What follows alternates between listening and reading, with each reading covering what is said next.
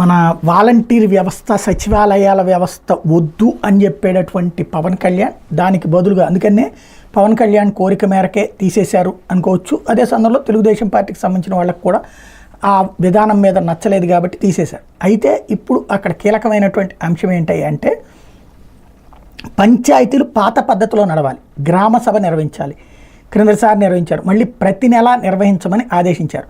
అంటే ఆ నెలలో ఆ పంచాయతీకి వచ్చే నిధులు, ఇప్పుడు త్వరలో కేంద్ర ప్రభుత్వానికి సంబంధించినటువంటి డబ్బులు రాబోతున్నాయి, ఏది ఫైనాన్స్ కమిషన్ నిధులు ఏవైతే ఉన్నాయో ఆ నిధుల్ని పంచాయతీకే పంపించాలి.